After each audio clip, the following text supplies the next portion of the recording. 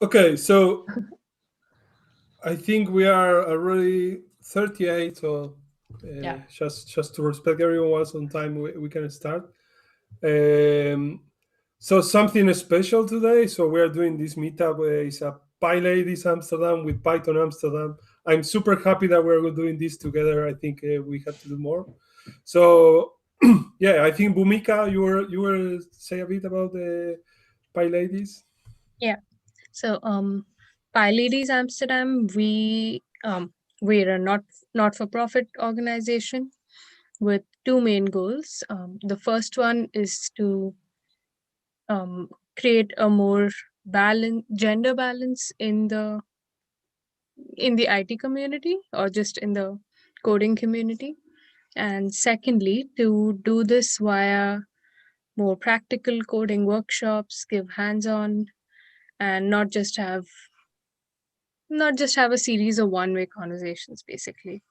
So we do a lot of events every month, and we encourage people to code, to try out Python, and different domains, different types of talks. So that's us, and thank you for joining in. Cool. Thank you. So I'm Nico, and I'm from one of the organizers with Jan. Jan is also speaker today, so he has the speaker hat. So, and yeah, we are the Python Amsterdam meetup or community. We are just trying to build a community here in Amsterdam for Python, and we have been organizing meetups for 2 years now, or almost 2 years, since March online. And again, I'm super happy that we're doing a meetup with PyLadies, because this is for me like this is our local community. So we need to keep working on that. So I will repeat one more time. If you have a question, please click in the Q&A and write it down there. When the talk is finished, you can click the button in raise hand in the Zoom, and we can enable your microphone for ask a question. And I think we are ready for the first speaker. So, Aliona, you want to present Nancy? I think Nancy is so good that she's able to present herself. So I think the space is yours, Nancy. Go. I want to ask Nancy, where are you streaming from? Where are you right now? I am in a small city/town called Deventer in the Netherlands. Maybe you know it. I don't know it, but I would like to go there. It's a very pretty city. It's very calm, but still very pretty by the river. And nice. Yeah. And where are you from? You're from the Netherlands, or? I was born in Spain and I grew up in Puerto Rico. So I'm a mix. Nice. Yes. Oh. Okay, so I'm from Argentina, so we are two Spanish speakers here. So. It sounded a bit like Latin Spanish accent, so I was not wrong. Yeah, I have a super strong accent, right? That's okay. So I say that no, it's a bad thing, right? It's easy to spot. So Nancy, the floor is yours. Thank you very much for being presenting here. Speakers are the most important part of this event, so sure. Go for it. Thank you for having me. Okay, so I planned around 23 minutes. So if there are questions, please go ahead. I'll start by sharing my screen. So can somebody confirm? Can you see my screen? Yeah, I can. Yep. I can see your screen. Okay, well, I will start with the slides. I practice and stuff, so it's too robotic. Just excuse it and please ask a question or so. Okay, so hi everybody. Thank you for attending the talk. I am Nancy Irisarri Méndez, and I will be discussing data processing with Python, focusing on an application or a pipeline that is containerized, scheduled, and monitored on the Google Cloud platform. For this talk, I built a repository, which we will go over briefly. I will also discuss implementations of the terms containerized, scheduled, and monitored. So the use case, I believe I have to. So why the need for such a pipeline? So what I built for this talk is a modification of an application that I built at my last employer. By my contract, I'm not allowed to share my employer's code. The use case then is of the situation at my last employer. I worked for Value to Health. It's a sister company of a data processor. The largest client was the Dutch Institute of Clinical Auditing. It's abbreviated as DICA, and it's an organization of medical professionals. These professionals focus on the quality of healthcare by monitoring the outcomes of specific medical procedures. To calculate the outcomes, the clinical data from the hospitals is needed, and that is where the data processor comes in. The original pipeline is used to create data that is in turn shown in a dashboard. The dashboard has functionality for filtering by the outcomes of the medical procedures and benchmarking between hospitals on a national level. The dashboard is called Codman Explorative. The problem then is how to combine the domain knowledge of the client DICA with the responsibilities of the data processor so that the dashboard data is constantly updated. Taking a closer look at the challenges within the client, the employees with medical knowledge are R programmers. The clinical outcomes are divided into the disease or procedure that the patient goes through in what are known as clinical registries. Often there is a specific programmer working on only one of the clinical registries, but there are also programmers that work on all registries. For the dashboard, sensitive patient data is used. The data processor has a specific legal agreement for handling sensitive patient data, which means certain regulations apply and should be followed. Also, the client is not allowed to access patient data that is not anonymized.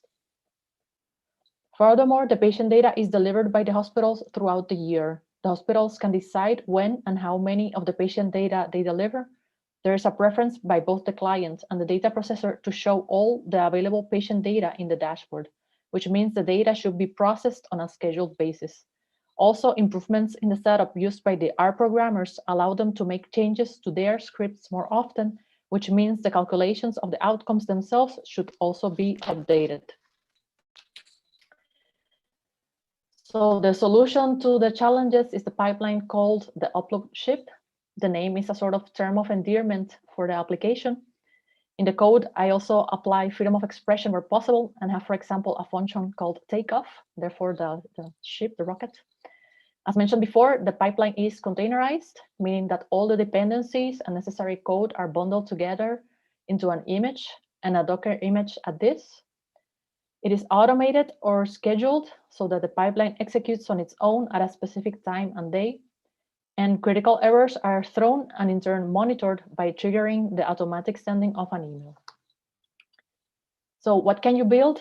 To show a possible use of the pipeline, I created a simple dashboard in Google Data Studio. As we will see, the pipeline uploads the output data to Google BigQuery. This is the table here. This is in Google Data Studio. You can generate a link like this one. And this is data from the Netherlands and shows the total number of hospital admissions of patients with COVID-19 aggregated by province. And then I added a simple map and a bar chart just for illustration purposes.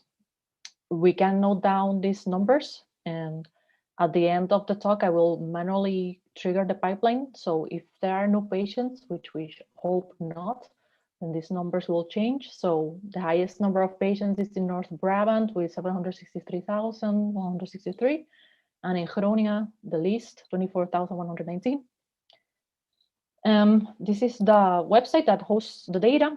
It's from the institute, abbreviated in Dutch as RIVM. In English, that is the National Institute for Public Health and the Information and the Environment in the Netherlands. And the specific source that I use for this talk is this CSV file.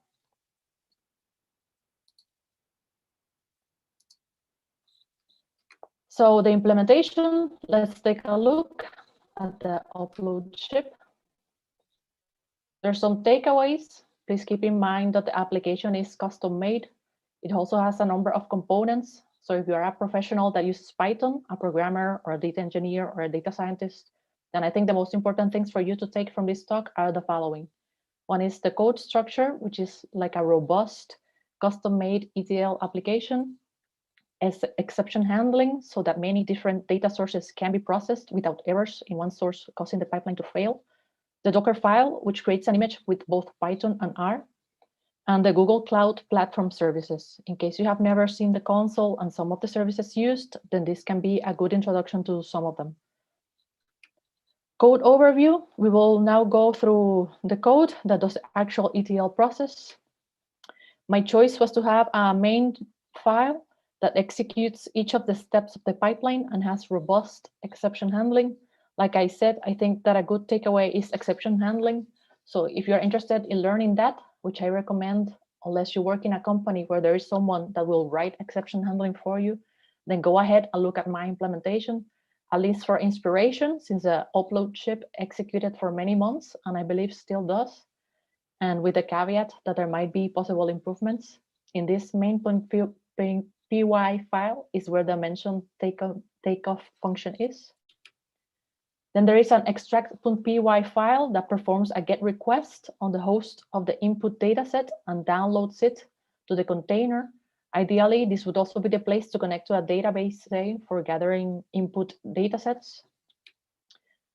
Then in the pipeline is the transfer.py file. The file executes the R files, which contain calculations, aggregations, and such manipulations on the input datasets. By convention in the application, the output dataset of an R script is a CSV file. Then to help in debugging and monitoring the R scripts, the standard error output of executing the R scripts is saved into log files. In case there is an error in running an R script, which remember are written by external R programmers, and which are indirectly determined by checking that there is no output dataset, the log file is uploaded. The upload location is accessible by a person responsible for this process. So you can think of a product owner, for example. The last formal step in the application is in the load.py file, which uploads the output dataset, in this case to Google BigQuery. This is Google's cloud solution for tables that need to store and perform queries on big data. Next, we will take a brief look at the repository. I have it open. So the repository structure, if you're familiar with the cookie cutter Python library, then you might recognize the structure. The library helps a lot because as far as I know, there is no best practice Python project structure. So if you use it, the project will have a structure that is easily recognizable by other users. Also for creating Docker images, it becomes handy because you already know what needs to go in the image and how to run the container.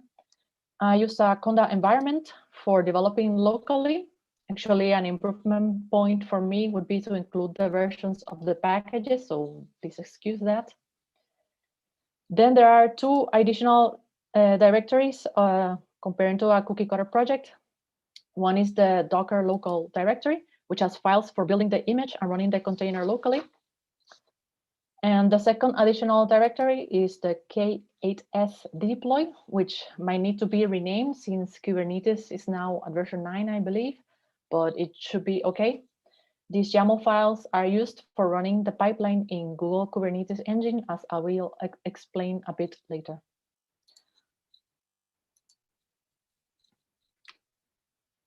Let's take a closer look at the architecture with this schematic. This is for the original pipeline. These dotted boxes indicate an external element. This upper one is a database with patient data, and that was used by yet another application of my employer. Serialized R objects were created and uploaded to Google storage, where in turn the upload ship would extract them from. This other element in the bottom illustrates the R scripts written by those with domain knowledge. Since those changed quite often, the original upload ship checked out the repository at each execution. Actually, I should mention repositories in plural, since the upload ship worked for several corporate clients, each client with their own repository of R scripts.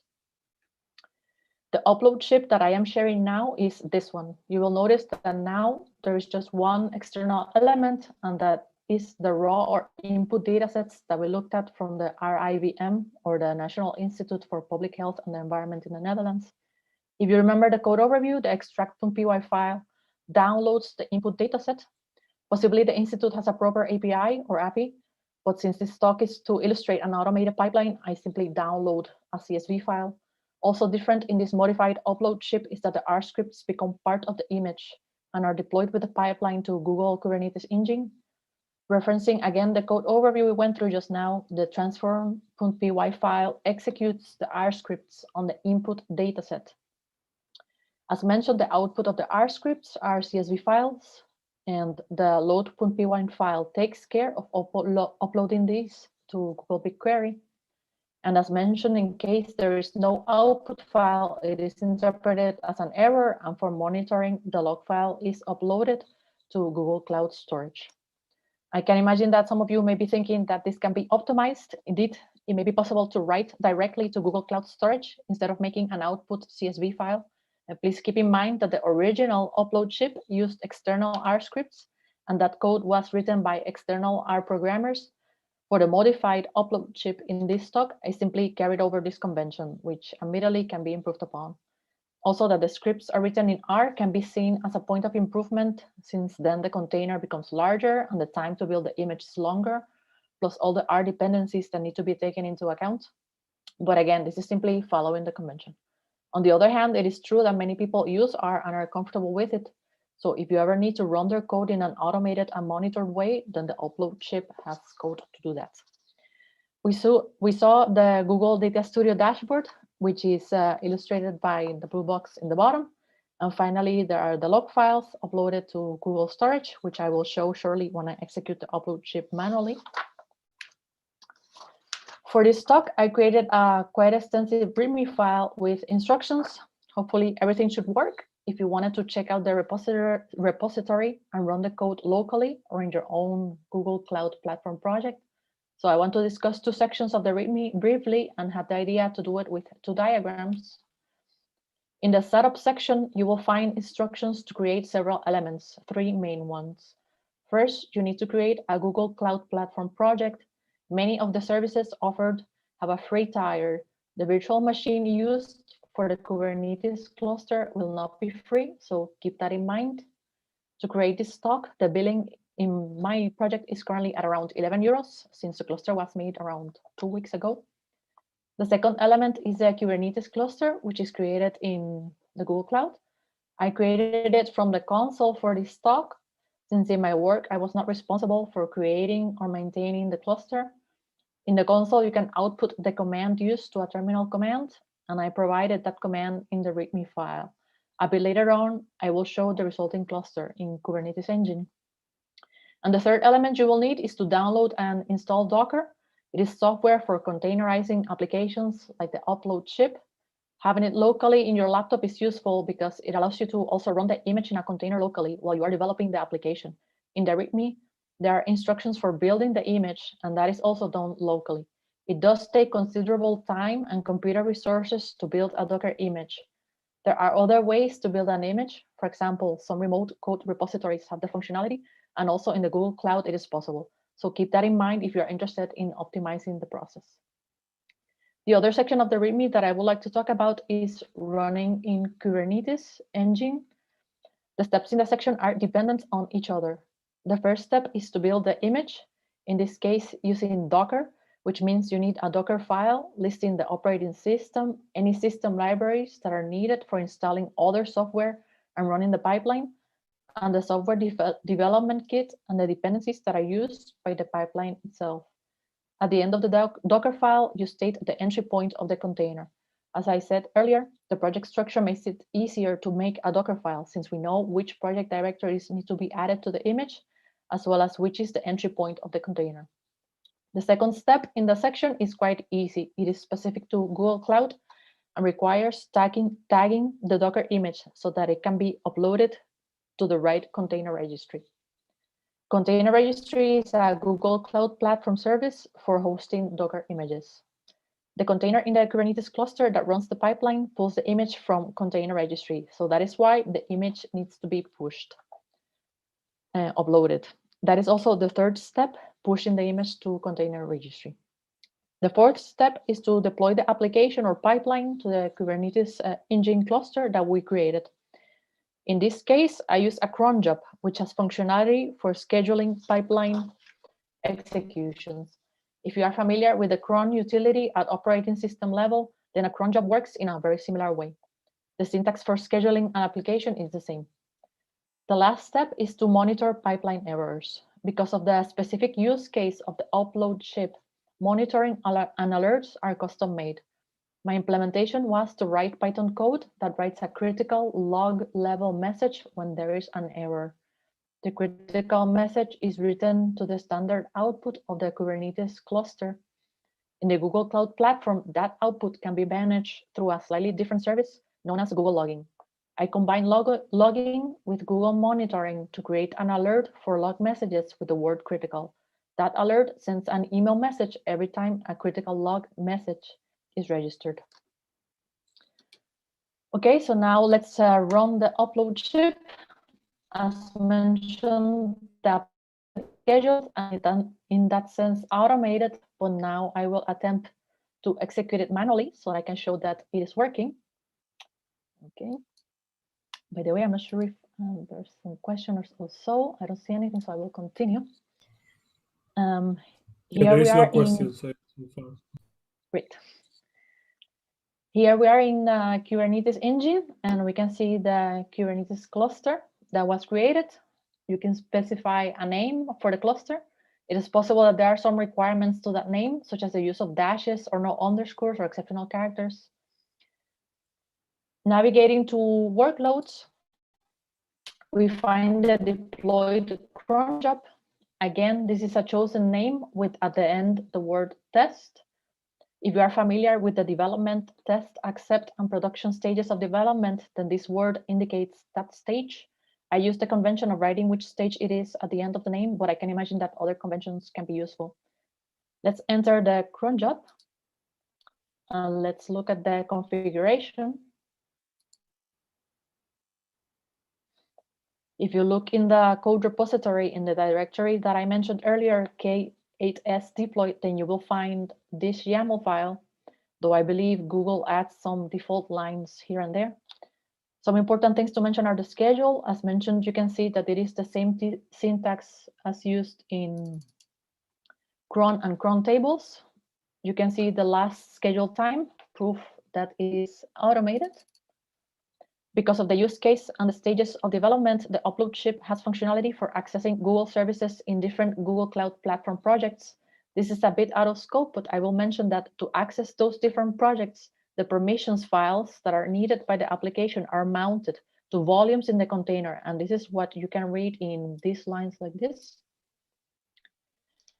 Another important thing to mention is the entry point, which the cookie cutter library helps us with, as mentioned previously. And that is these 3 lines. In the Docker image, the code is copied to the src directory, and you can see here that the mentioned main.py file is executed from that location. Now let's look at some more configuration that gets created from YAML files. One is the secrets, which can be passwords and such information that you need. With the container, that you need to share with the container, but want to protect access to, you can encrypt passwords, upload them as a secret object, mount them in the container, and from that volume, the pipeline can access them. This other configuration file is custom made for the upload ship.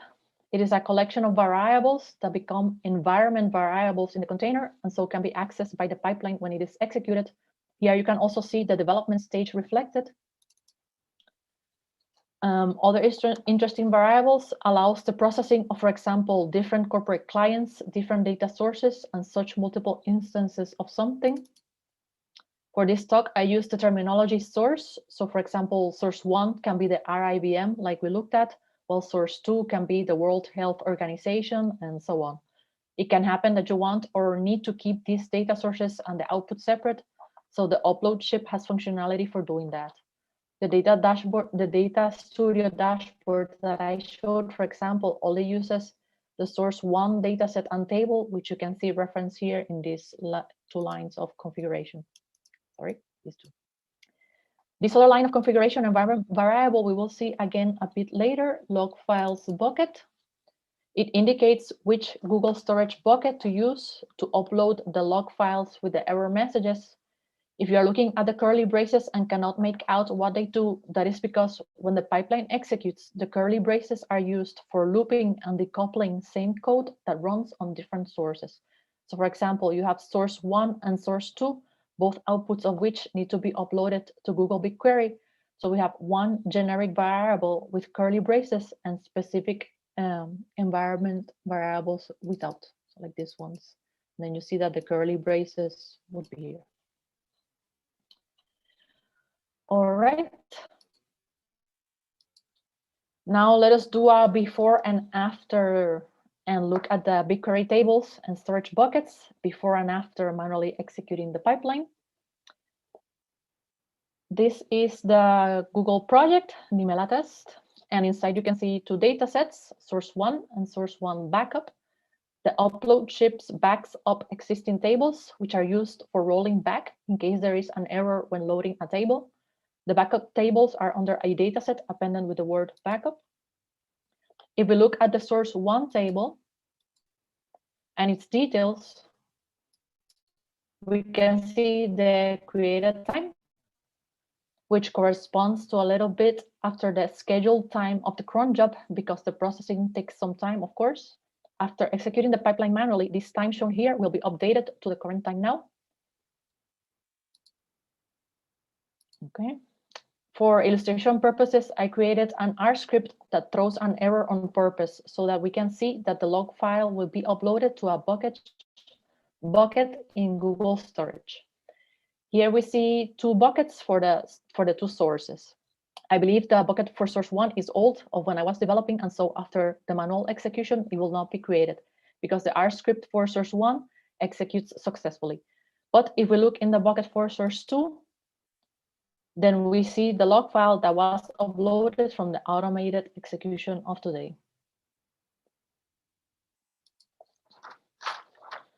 I will delete both buckets to show that the one for source 2 gets created. So I think I have to type.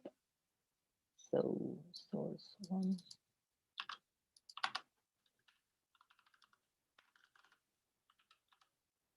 Delete. And the internet connection is helping. And we'll delete bucket 2.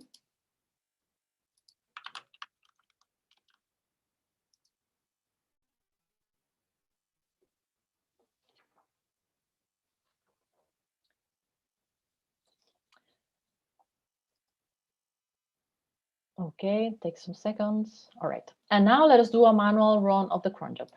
So we go back to Kubernetes engine and the workloads. It is possible to trigger a job programmatically with the kubectl utility, but now I will do it from the console. Just click on run now. Okay, so let's see the status. Hoping that everything is working.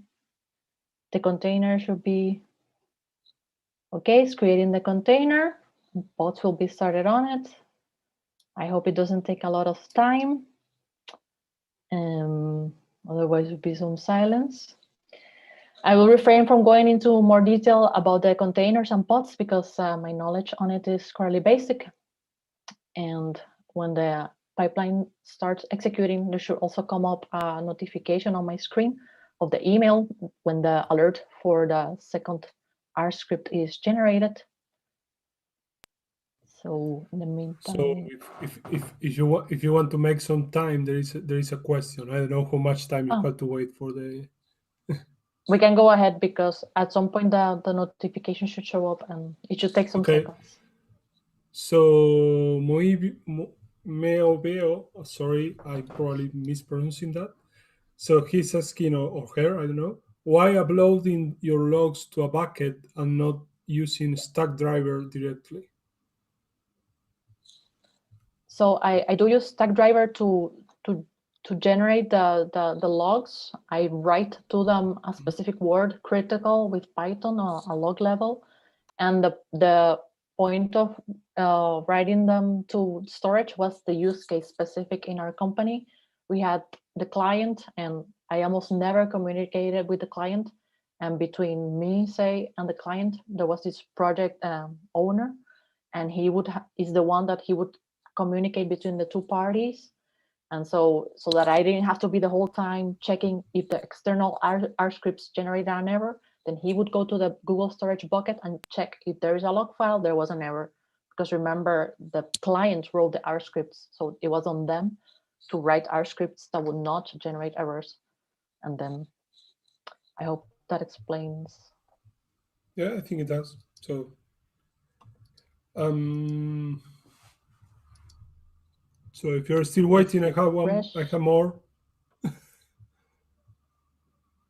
Sure.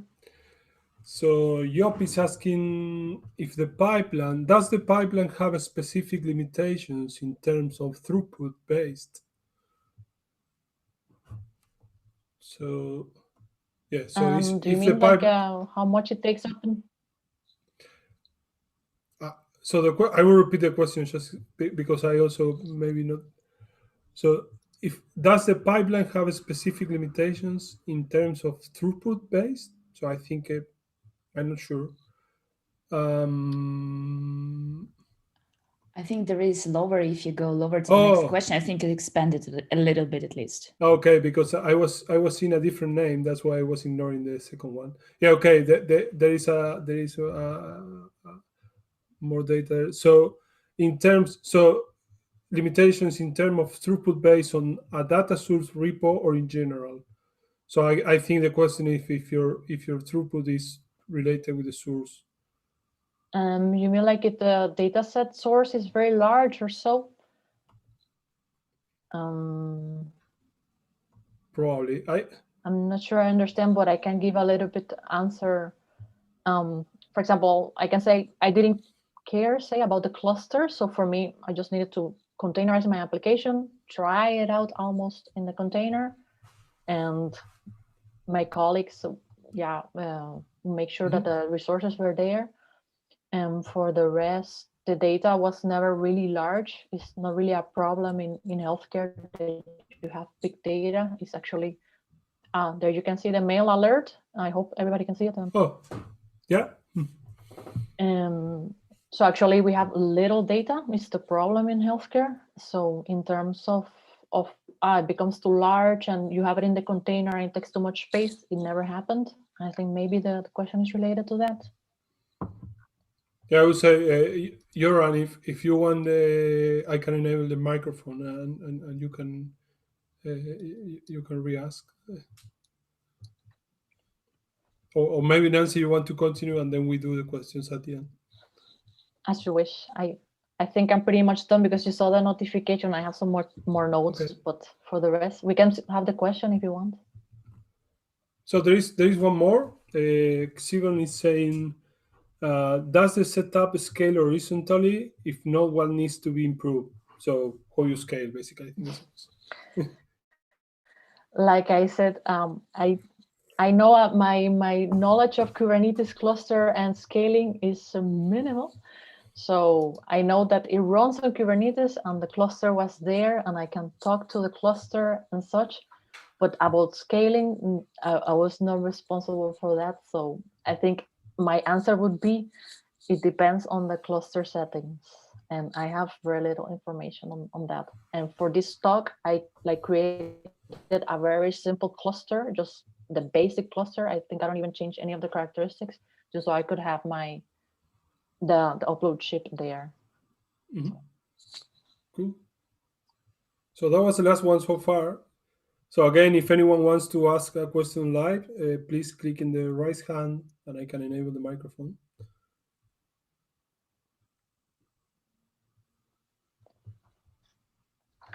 Okay. So should I finish then? Yeah, go. Yeah. So, so we saw the email that I received. I'll not open, can I open from here? Well, it's gone, so I'm not gonna open my inbox, but you saw that I received it. And let's see. So we go back to the BigQuery table. You can see this is the time, it's current in the Netherlands. Sometimes the Google project uses like Greenwich Mean Time. So that's something to keep in mind, but you can see that it was just updated by running manually. And if we go to the buckets, so as I mentioned, one of the R scripts generates an error on purpose. So there should be a log file and a bucket created. If you remember, I deleted both. Then this one was created, and there's the log file. And the log file is just the output that you would get from running an R script. In this case, what I did was a very simple error. Just I did not import a library, and then there's an operator is not available, and that causes the error. We can open it. And believe it or not, we had all types of issues with the external R programmers, like libraries, or they would add an import and then it's not in the container, and then that would generate an error and the data will not be updated. And all these steps had to happen. So that's why the upload ship kept growing into containerized, not containerized, but monitoring and such. So here you can see this would be the log file. Then the project manager would read it and would see, well, whose responsibility is this? For example, the client, or is it me, or what? And okay, and if we go to the dashboard, so I think I can update it. So the numbers were, okay, so this is, let me update it now. Let's hope that it doesn't become larger, or the RIBM has not updated their numbers, but okay, they are the same. So that was it for me. Thank you for the attention. I think I can stop sharing. Thanks.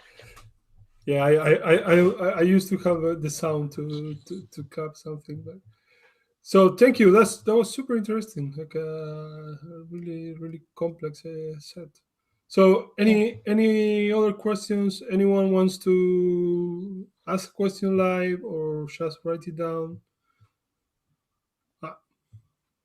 I will cheat and I will ask you a question because I was thinking on that. So,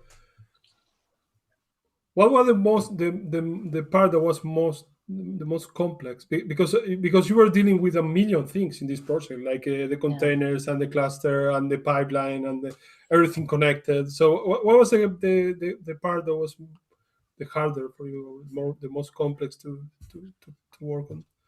For me, the Kubernetes, getting it there, I had a lot of help from a colleague. He's super good in his job, and he helped me a lot with the YAML files and such, because then you have the configuration and then the secrets. In my case, the secrets were these SSH keys for checking out the repositories with the R files. And for me, that was a new concept, like secrets in a cluster. So yeah, I think for me, that was the biggest challenge. For the rest, I had some experience with Python, so it was just putting it really robust that it would continue without, if there was an error.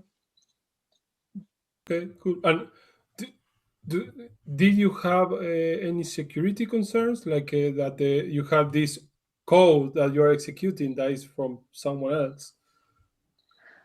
Yeah, well, in principle, there are our clients, and they really only work on the data. So, and we had access to the repository, so we could always see what they were doing, good and bad. Okay.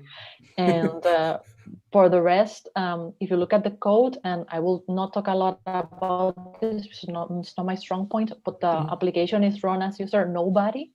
So then I believe that means if somebody hacks the application, then they cannot reach the container, the cluster kernel, and right, so they cannot attack other things running in the cluster. That's how I understood running as user nobody. So those were the two things you can say. Okay, cool. And I also have a quick question. I also would love to cheat a little bit. I'm just wondering, what was the situation before that application actually was used? What was the old scenario? I believe it was Pentaho or something. Oh, okay.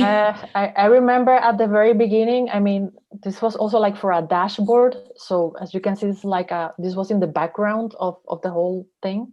But I remember like my boss, when he started talking to me about this new system, and I asked him, how do they do it now? And he said, don't worry about that. And I said, okay, fine, then. But I believe they had like this Pentaho, and they had like in ODS databases, the data. So that's why there was this other process that connected to a database and first uploaded to Google Storage. So Cool. By the way, we have the new question. I think the last you one, want to- maybe. Yeah, you want to read it? Yeah. Oh, it's not a question. So, Nico, go on. You can read it. Okay.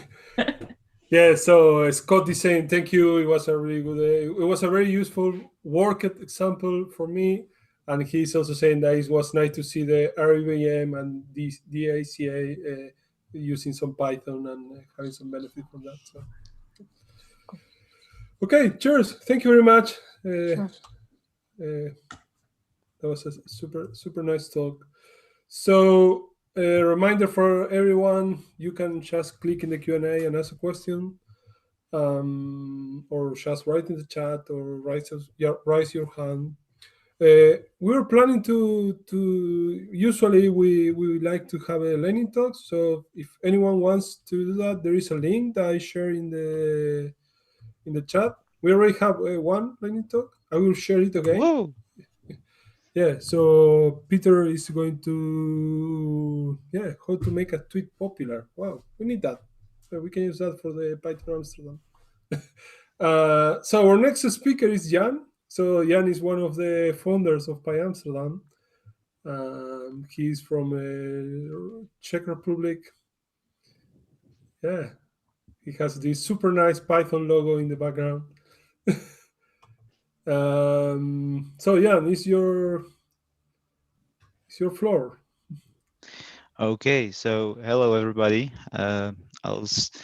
Before I start sharing my screen, my talk is also live. So if for some reason you don't like the quality of screen shared, you can follow live on the link I just shared. I'm not a great speaker, but that's one of the reasons I founded Py.Amsterdam, because I wanted to become better speakers. So reminder to everybody, this is a safe space. So if you want to learn to speak, meetups like this are the great opportunity. You can start with giving lightning talks, and then when you feel comfortable and you have more time to spend on creating a bigger presentation, then go ahead and send us a note. You can find us as py.amsterdam. So let me share my screen.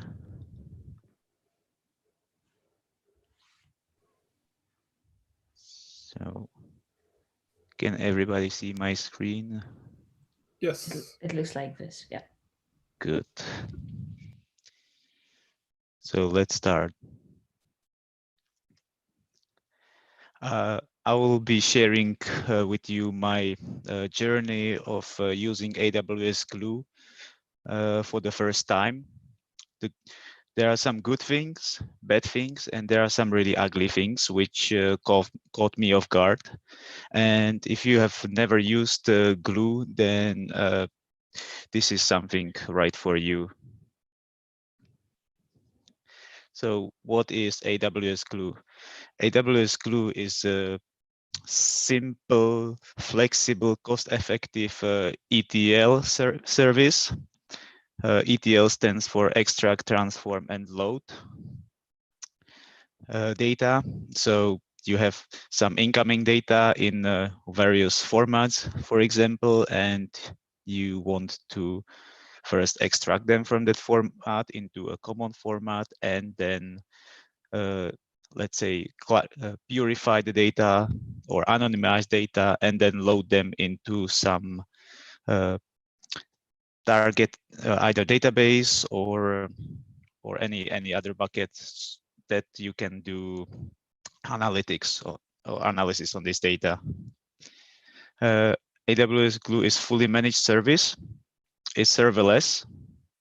It's running Apache Spark as a backend. You can also run pure Python jobs. For Apache Spark, you can choose PySpark or Scala.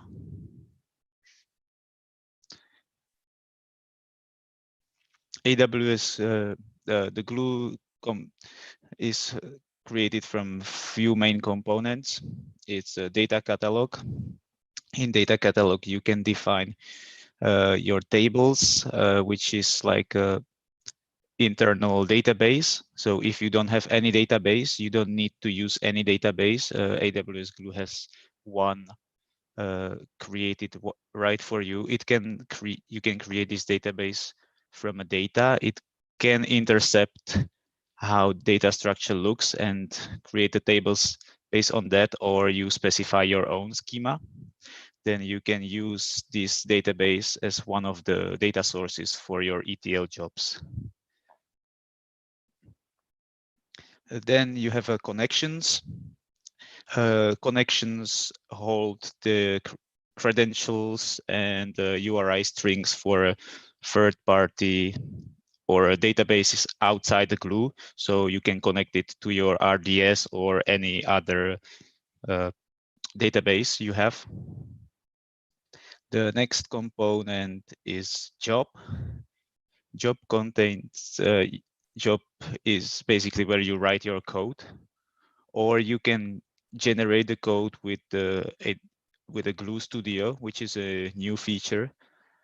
It lets you to pick a few components and transitions or transformers, and then it creates the Python code, which you can then edit.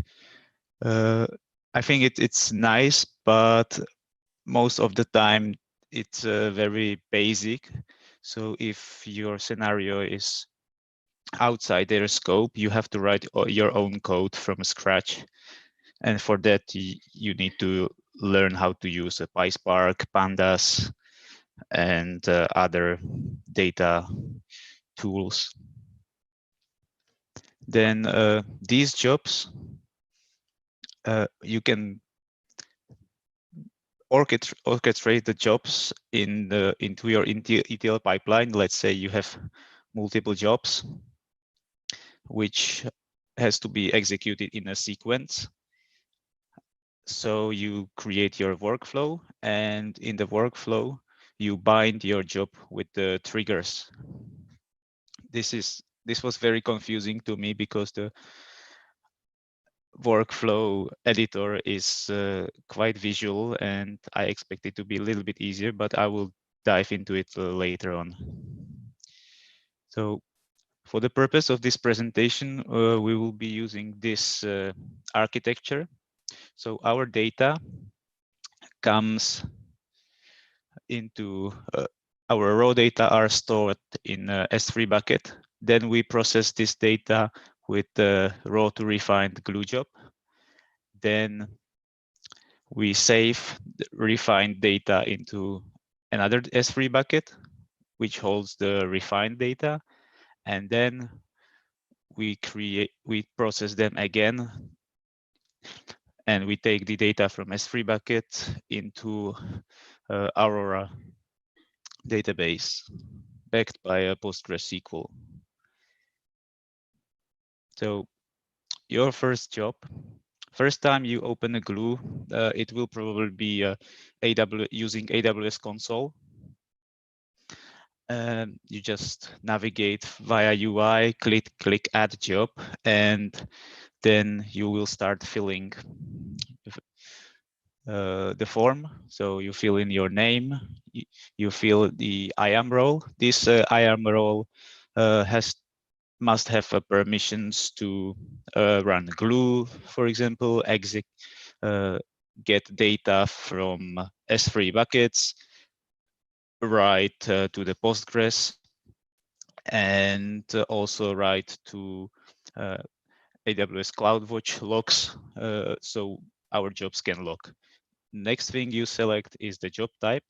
Job type can be a Spark or Python shell.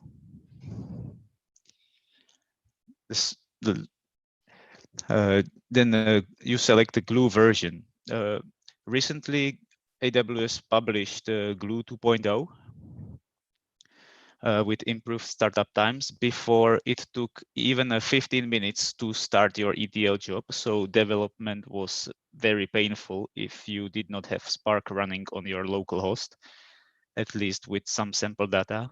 Now with the Glue 2.0, I think maximum time I had was 5 minutes to start the job, and it was very bad timing. Usually it's between 1 and 2 minutes, which is super cool. Then you specify your code, which has to be stored in S3. And also some temporary directory, which is filled in by default. In the next step, you can edit your code in Visual editors, still using AWS console, write your code.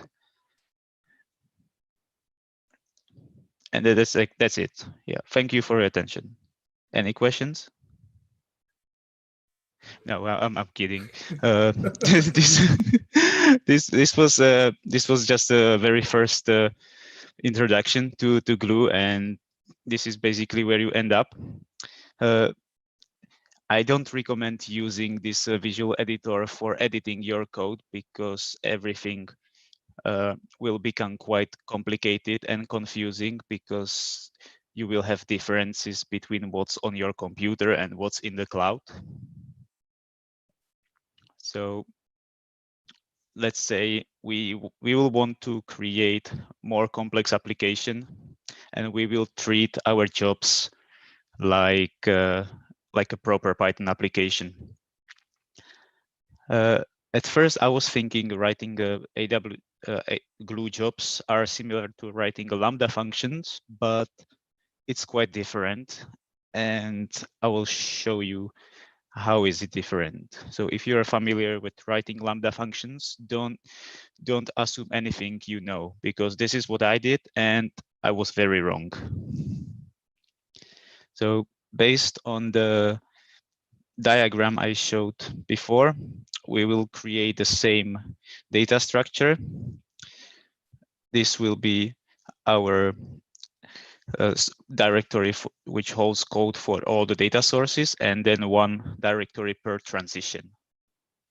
So we have two transition states, from raw to refined and from refined to curated.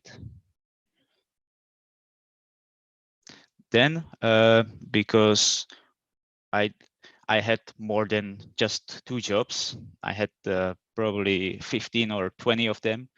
I noticed similar patterns, so I created a shared library, from which I reuse the code in every job.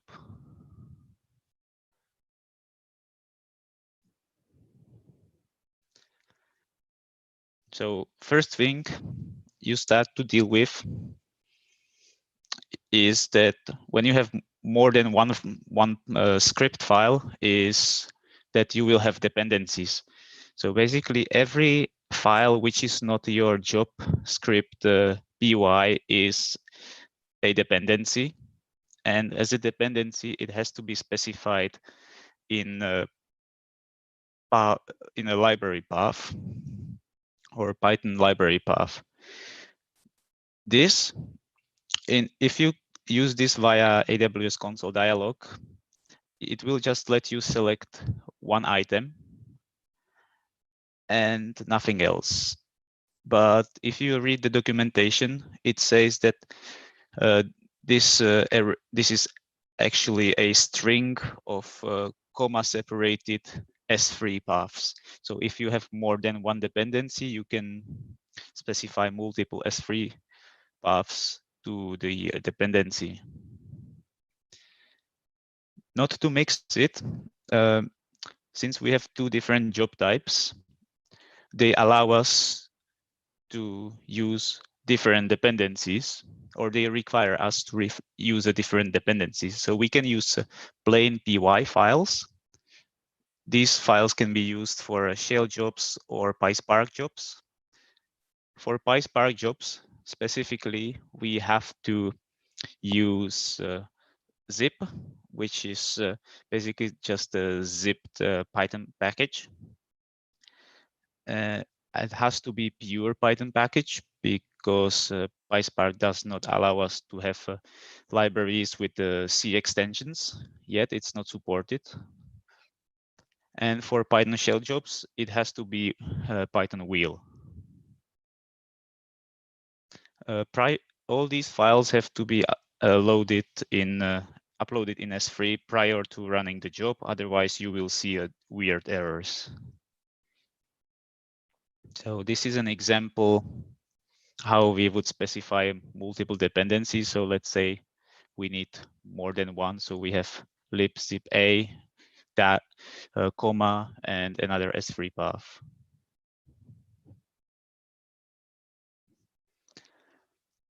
By default, AWS Glue environment contains several libraries which are pre-installed. And this is what you can read in the documentation. What you don't find in documentation is their versions. So the first thing I did was to create a very simple job just to understand what versions are there. And this is what I saw. So if you look, the pandas are still 0.24, which was quite old even when I started this project, which was 5 months ago or 6. The dependencies have been updated to the later versions in Glue 2.0. One important thing, now that we have 2 Glue versions, one for 2.0 for PySpark jobs and one Glue 1.0 for Python shell jobs, we also have to deal with 2 different Python versions. One is for Glue 2.0, there is Python 3.7. For Glue 0.1, 1.0, there is Python 3.6. So it's a lot of fun with the dependencies and Glue. So, and mixing this in your repository is great. Then when you install your dependencies and for some reason there is a problem, this is most likely error you're gonna see. And doesn't matter what the problem is. Basically, error says it cannot access the object on the S3 bucket, which is ultimately not true because it can access the object. For the problem in my case was that the object, the wheel file was built for Mac instead of Linux.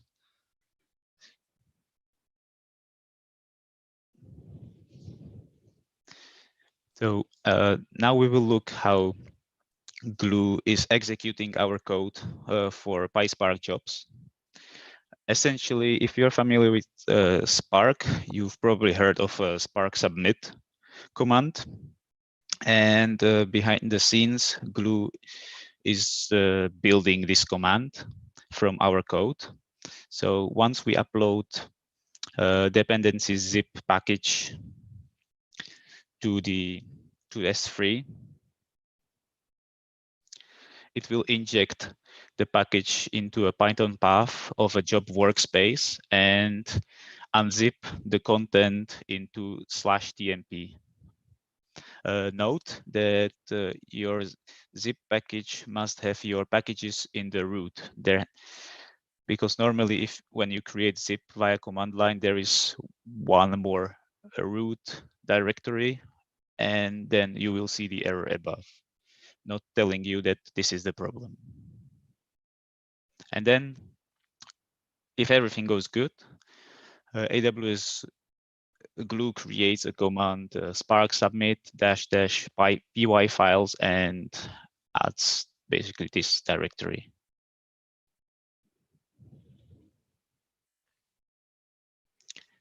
So Of course, this is a little bit different for Python shell jobs, because why not? So let's say we have two dependencies, and it's NumPy and pandas. As you may have noticed, we need the wheel files for Python shell jobs, and they have to be built for Linux because AWS Glue is running on Linux. So in case you download these wheel files for another architecture, which could be a Windows or Mac, AWS Glue will throw error, not being able to access the object on S3. So we need to upload these two files to S3, like so. Then these files are iterated through via magical script called run script py, which is provided by AWS. And all what it does, it iterates through this list. It takes one file at a time and runs a pip install on the command. This was unknown to me because it's not mentioned in the documentation, and caught me off guard because it say you have to provide the wheels. So I assumed I have to provide all the dependencies, including the dependencies of pandas and NumPy.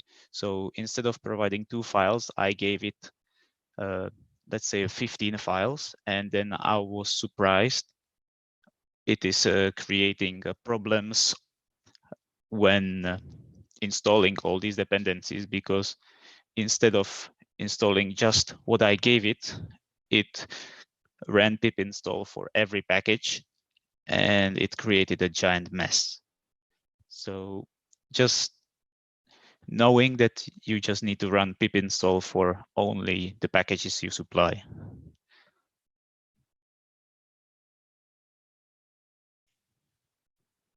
So why the script is magical?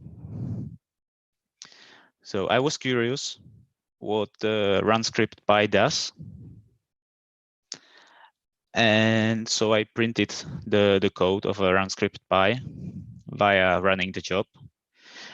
And then you start looking at the file, you read, oh, these are just imports, and then you get to the line 15 and you see add basic unit tests. This was quite horrifying, knowing that the code, which does not have basic unit tests, runs my production code. I bet they have integration tests, I hope. But yeah, this was a little bit scary. And then if you read this file further, you will notice how they run pip in the for loop. So you can print this yourself if you create a job. So this was something for the start. Now let's start writing some code.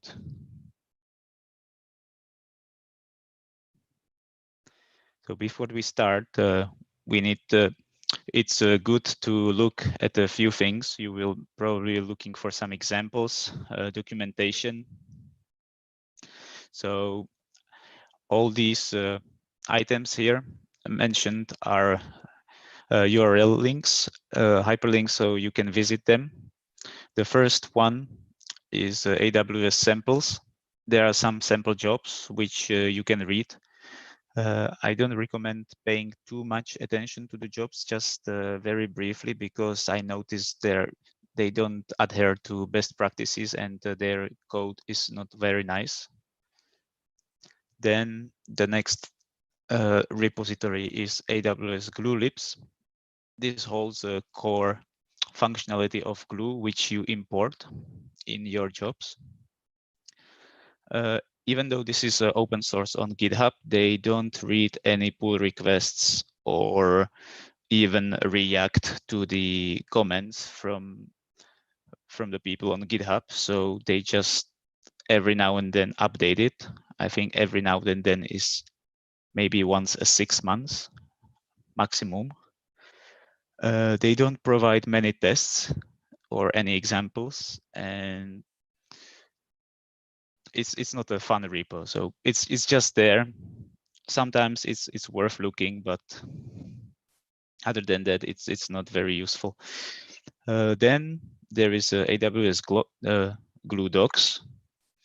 So in the documentation is getting better with every version. Sometimes it can be a bit confusing and hard to find things. And then you will certainly want to have a Docker installed and read this AWS blog post. So before I started, there wasn't, we were still using Glue 1.0. And for the reason of the slow startup, I built, or I found partially usable Docker file on a GitHub from someone who had to deal with a similar problem, which was installing PySpark and AWS Glue libs into the container, which was journey on its own. And I complained to AWS. Fortunately, we have a good, our company has a good contact with the AWS, so I was able to pass my feedback to the Glue team directly, and I was then told that with the Glue 2.0, they are going to release a ready-made Docker image for exactly this purpose. And this ready-made Docker image can be found in this blog post and how to use it. Just 15 minutes before this presentation, I tried it and it works, and it saved so much hassle. So we are going to create 2 jobs. So first one will be raw to refined, and second one will refine to curated. We will keep the structure of the job same for both jobs. We're going to have 4 files, just one make file, one config file, where we handle all the configuration for our job. And then raw to refined py, which is responsible for business logic, and make file to handle the operations around the file, like packaging, uploading, and so on. And of course, requirements.txt to specify our dependencies. So let's look at the make, what we are going to do in a make file.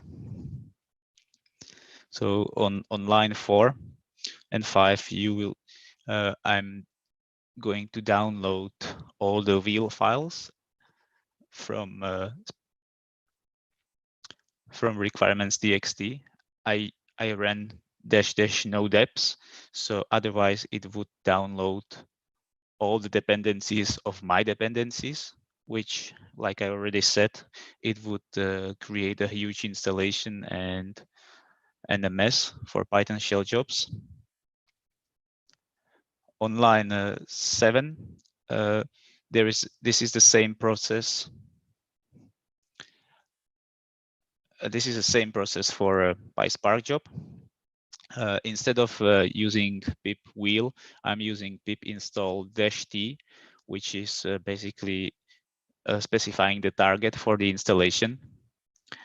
This target is just any directory. So instead of installing into side packages, it will install to the directory you give it. Then in the next step, I just take this step, I take my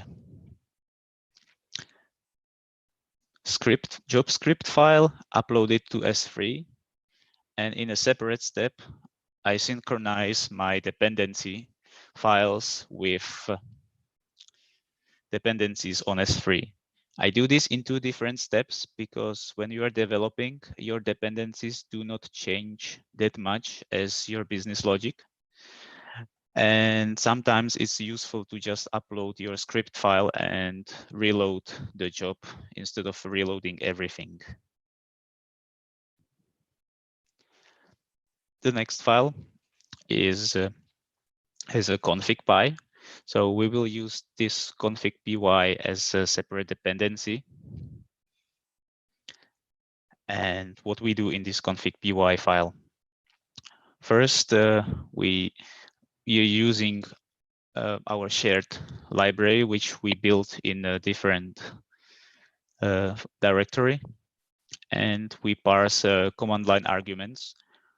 Glue offers a specific function, which is called get resolved options, but this function proved not to be very useful, and because its implementation was different for Python shell job and Spark jobs, so I have written my own wrapper or my own parser to parse command line arguments for the jobs.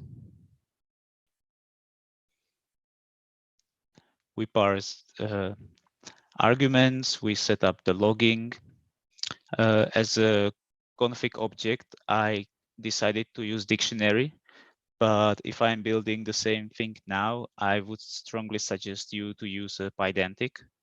Pydantic is a great library for validating basically dictionaries and creating nice objects from them. I recommend you to check it out. It's super easy and very powerful. In the lines 14 to 16, we have to define some defaults because there is a difference between shell job and PySpark job. That in Python shell job, job ID and job run ID are not available for some reason, so the job cannot refer to itself.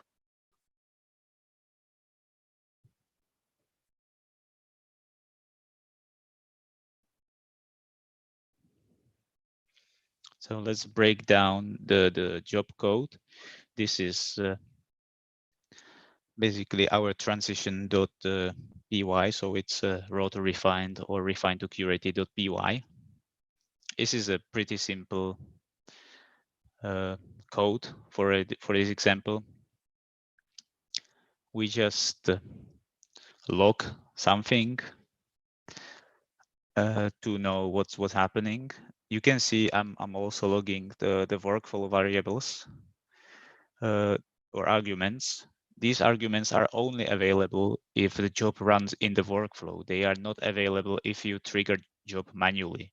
So you don't want to really refer to them when testing, because this will create lots of problems. And in this job, we do pretty simple thing. We just download our data set from somewhere. It's a CSV file. And then we write it into a refined bucket as a Parquet. So we do this because PySpark likes Parquet files.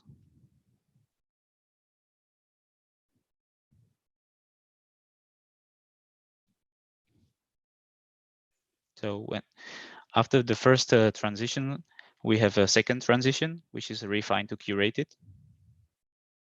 In the refined to curated, we are using PySpark. And again, we had our config py, which was very similar. And here we get the Spark session and the Glue job. These are provided by AWS Glue lib, but again, for some reason, it did not fit me. So I created my own wrapper, which fits all the problems I've had. Also, in your in your shared libraries, you can define some common functions like reading Parquet. So if you have more files or more jobs,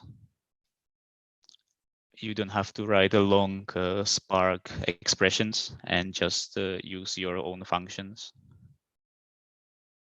Then I have two functions. It's just run ETL and main. In a main,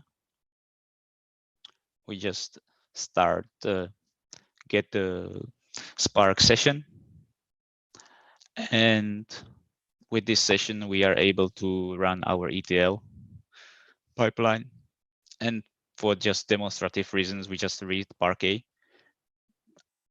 Otherwise, we would probably write this, do some cleaning, and write this into our curated zone, which is a database.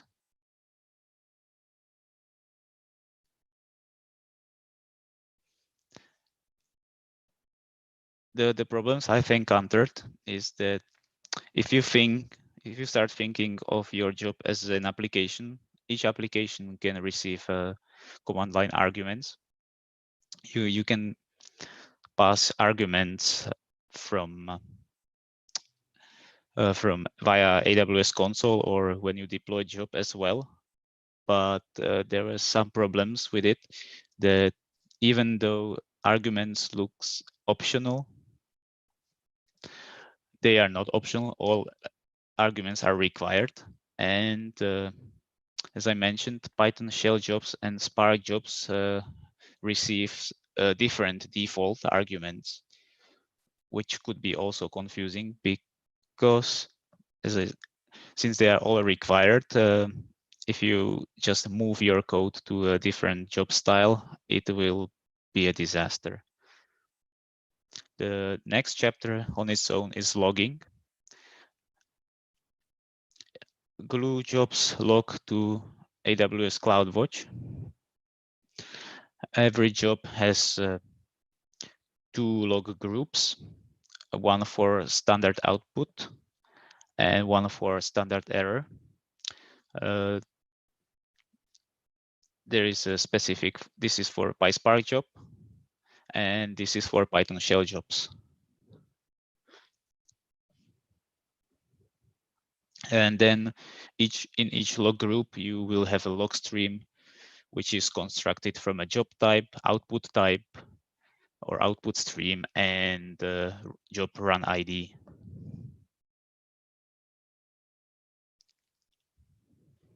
There is a gotcha.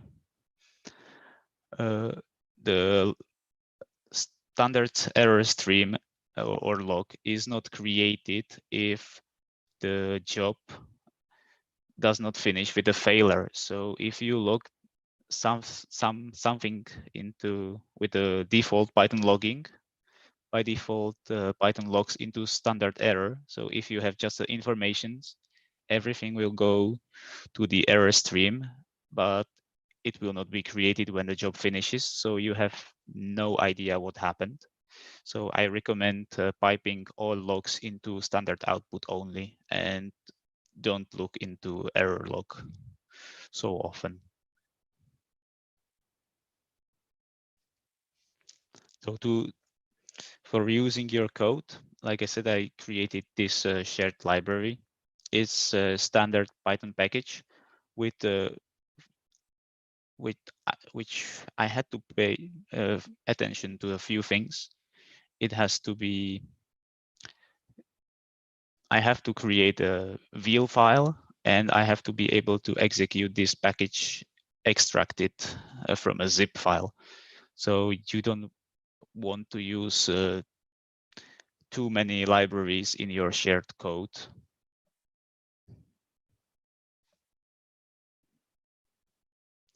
Next thing in Glue are workflows. So when you have your jobs, you will want to connect your jobs in some meaningful workflow. So in this example, we have first job, and then we wait if the job succeeds and execute the next job. AWS Glue says it's event driven, but this is not really true, because when the first job finishes, this is triggered, and then you have to wait about a minute for the next job to start. So I believe this is a pool-based queue, so something like SQS. So don't expect the immediate start of a next job in your pipeline. Workflow also has its default arguments. It has a workflow name and a run ID. On top of that, you can store workflow. You can store a shared state in the workflow object and access this state from all your jobs. So if you need to pass some data or information in between jobs, you can use run properties, but they are gone as soon as the workflow stops. And like I said, it's only available. This workflow ID is only available when you run the entire workflow, not one job. So it's not really simple to test. So I would probably recommend just using a database if you need to share the sum state between jobs.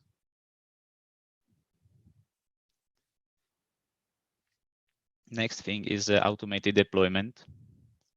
So when you write your code and everything is in a code repository,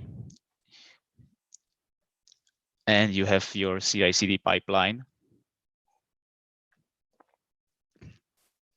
you have to orchestrate your pipeline to ensure that the S3 buckets for your code exists before uploading the code. And your requirements, you have to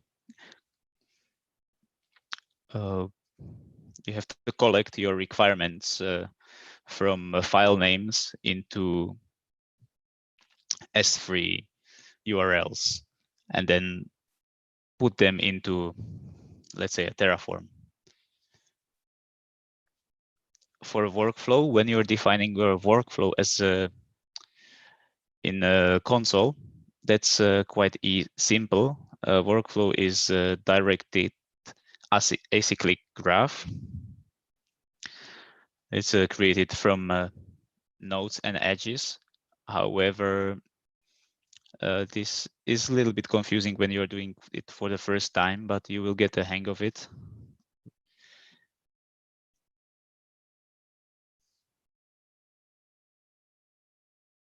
And when you define your workflow in a CloudFormation, it looks like this, which to me is very confusing, because if you look at the graph, that was rather simple. But if you need to write this as a code in a CloudFormation, that is very confusing, and you don't really see the connections between the jobs and the triggers.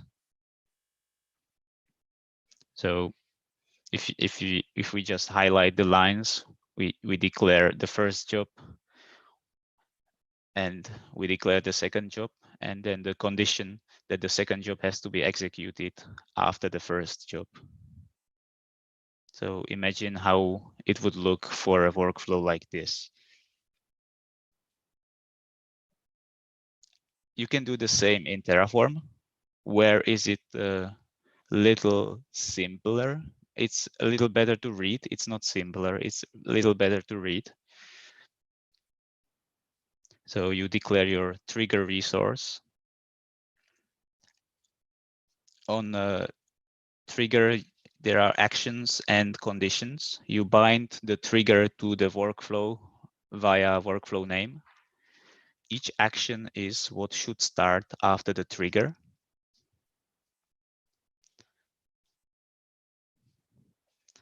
And then you can have predicates and the conditions. And these are for the second job in a row that what has to happen before. So if we look back at this schema, so this is our first trigger. These are its actions. This is our second trigger. These are now predicates, and these are actions.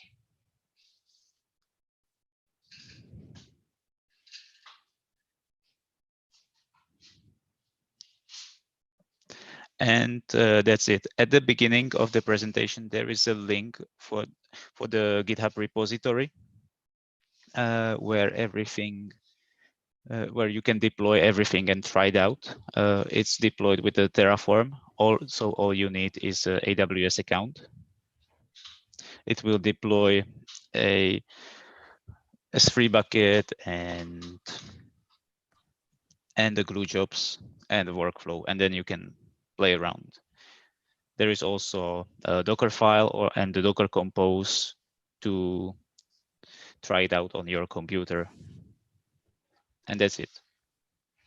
Great. Thanks a lot, Jan. And I see we have a question. So the question is from Mark Andre.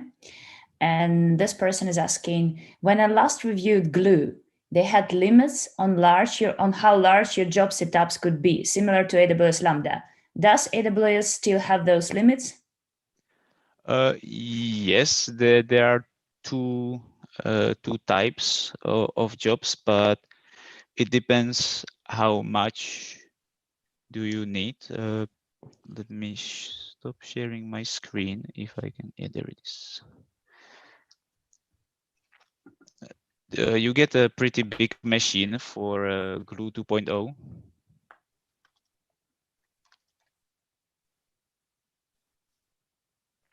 I think you get like a 64 gigs RAM or something. Let me look it up. You can use multiple data processing units, and I think it can handle quite a lot compared to Lambda. So if you have hit any limits, I would suggest contacting AWS directly. I'm sure they can help out with this. Okay, but for the previous version of Glue, it was, I mean, for the Glue 1.0, it was less, right? Yeah, it was less. Now I can see it. So for the Glue 1.0, it was 4 CPUs. Sorry, four and 6. Yeah, it was 4. Yeah. And 16 gigabyte of memory. So for Glue 2.0, you get 4 CPUs, 16 gigabyte of memory, 64 gigabyte disk, or you can get higher. You get 8 CPUs, 32 gigabyte of memory, and 128 gigabytes of disk space. Okay. And then if that's not enough, I think you have to optimize your job because you can have more than one DPU.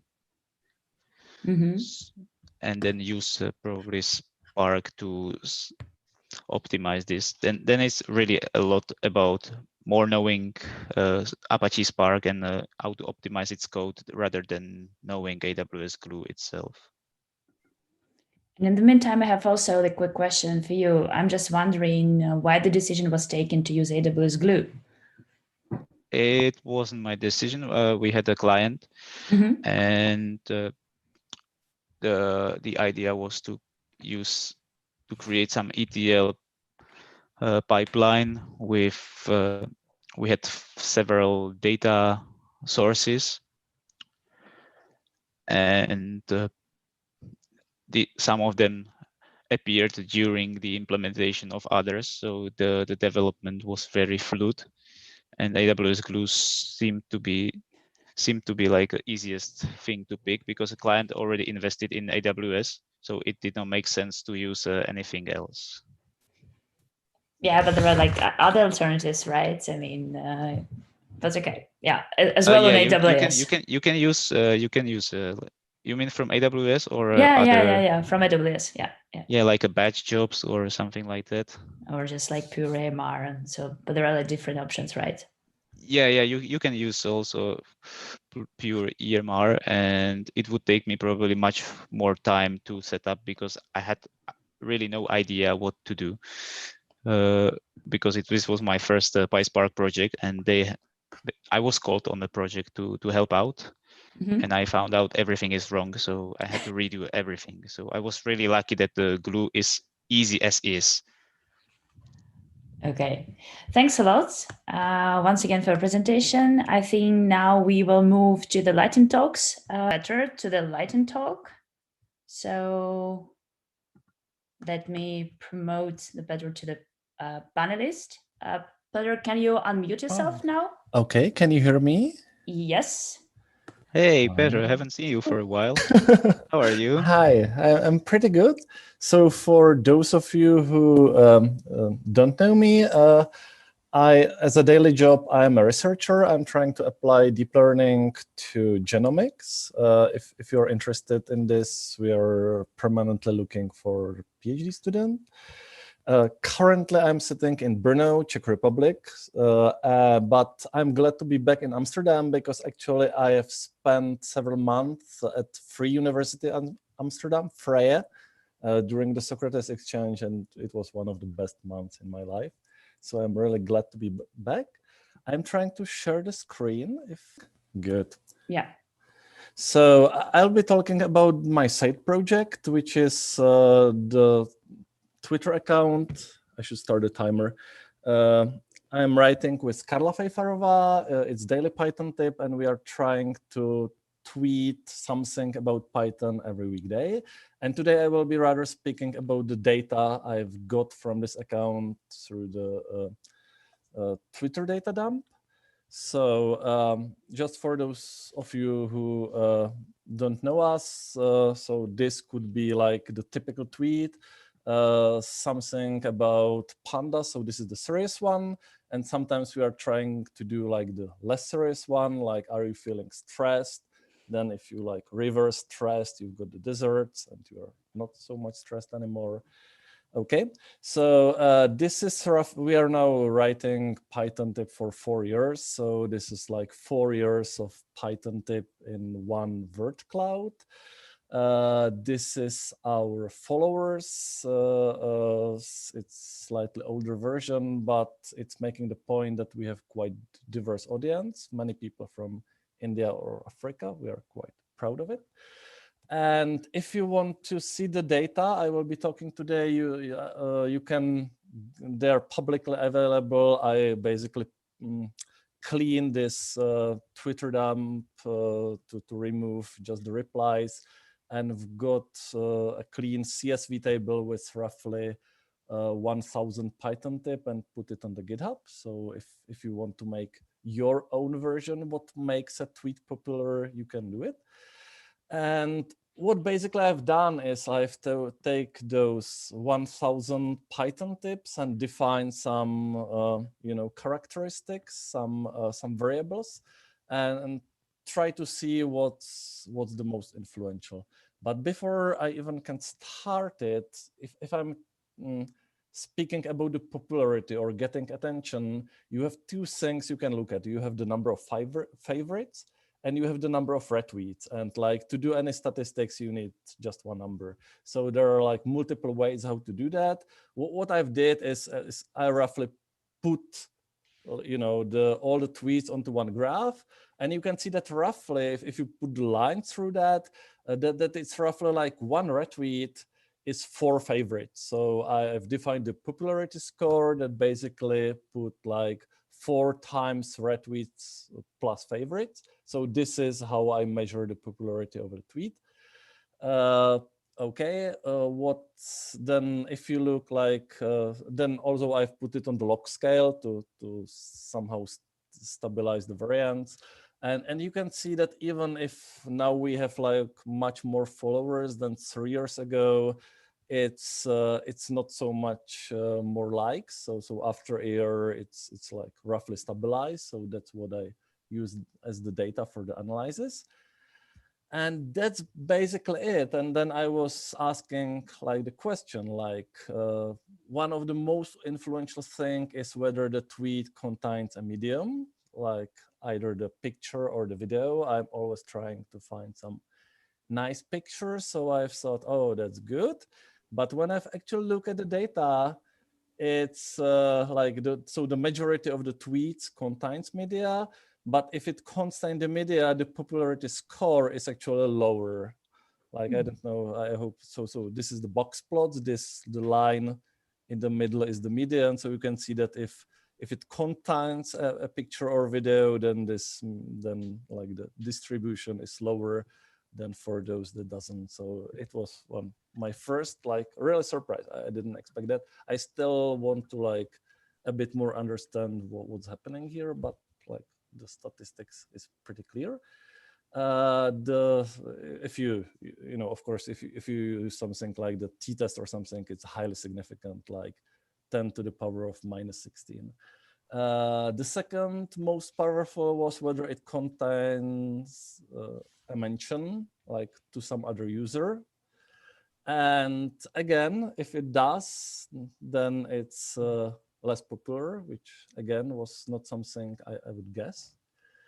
The second was whether it contains a hashtag. Surprisingly, if it contains a hashtag, it's more popular.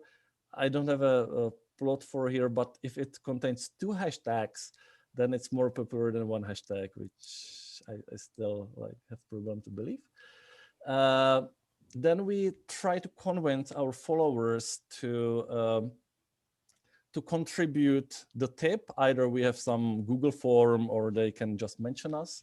And we should stop writing because the tweets from our followers are more popular than our own.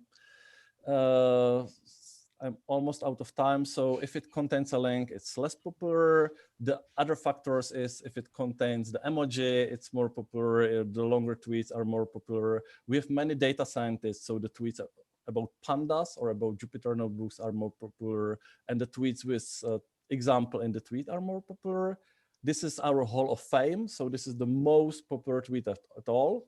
If you reverse the flag of England, you will get the flag of Poland. No, I'm not sure which country is that. This is hand calc, which is awesome thing, like you put the Python code and you've got the LaTeX code, even the formulas. So that was quite popular at the time. The second is again emoji. So we finally sorted out whether the chicken or the egg comes the first. You just do sort it. And finally, we are trying to put together like the best tweets from those 1,000, and like our final intention is put it as a book or something. So especially if you've never heard about us, we've put like the simple web page that randomly generate 25 tips, and you can help us like giving us your opinion, the quality of the tweet on the scale from 1 to 7. And if we will ever write a book, we will give like, I believe it's 60%, 70% discount code if you give us contact to you at the end. So if you want to try us, if you do to the bit.ly/Py.Amsterdam 2020, you can, I will probably put this into a chat as well.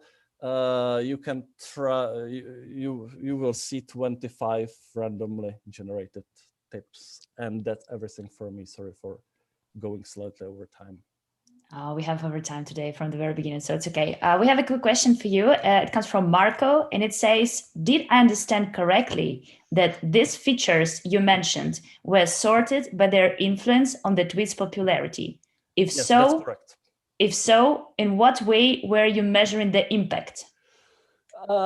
You know, it was as stupid as doing the t-test and looking on the p-value of the t-test or the t-statistics. That's basically the same thing. I believe I look at the t-statistics and sorted it by this, because it's all like 0-1 thing. So it's like basically 2 groups. Okay. Yeah, I also have a question. Is that data publicly available, or do you keep it private for yourself? And now, do you think about the tweets or about the evaluations? Basically, if anything from this presentation. Okay, so the tweets are publicly available. I've mentioned it. If you go to the daily Python tip today, there is the link to the CSV table that is basically this Twitter data dump that I've just a bit cleaned it up, make it easier for people. Like I put out the retweets and replies, but otherwise it's the text of the tweet. and number of likes, number of retweets, and like links to the medias and things like that. So it's publicly Nice. available. Even I've put the list of our followers that I've got through the Py Python library, because it's not so easy. Like the Twitter limit for the API is like 900 requests per 15 minutes, which is okay if you have 1,000 followers, but it's not so much. It started to be complicated if you have 22,000. So I even for myself, I've like let it run through the night, and then in the morning. Yeah, basically Twitter protects against its against the data mining. Exactly, like what I wanted to do, and I didn't manage to do it. I wanted to do some like nice graph when I would look for every follower, like to his or her followers, but basically look at the followers of the followers. And it's not possible because you can do only like one request per minute, or you can do like 15 per 15 minutes, but which like translates like one request per minute. And if you have 22,000 of them, there's like no way how to do that. I think it's possible, but you should pay for it. So actually, like they provide this as a paid service. They call it analytics, and then they give you everything that you want, almost everything, of course, for a specific sum of money. I have never done that. So I was even like looking for something like if it would be as possible to get it for like 10 euros, I would do that. But I like. It's not 10 euros, no. Okay, sorry. It's much more. Yeah. Yeah. So I failed to accomplish that. Yeah. Thank you so much, Peter. Yeah, so I think that's actually, I don't see any other incoming light talks. So I would like to say thank you to Nancy and Fian for speaking. And of course, happy Christmas, happy New Year, despite all the things that's happening. So we always have positive parts as communities. And Python.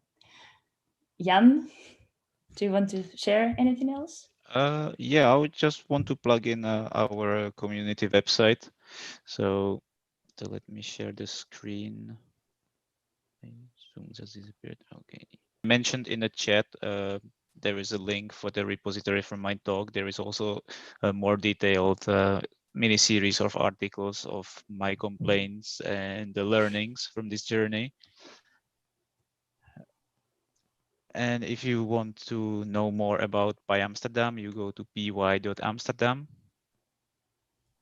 and you arrive at our website.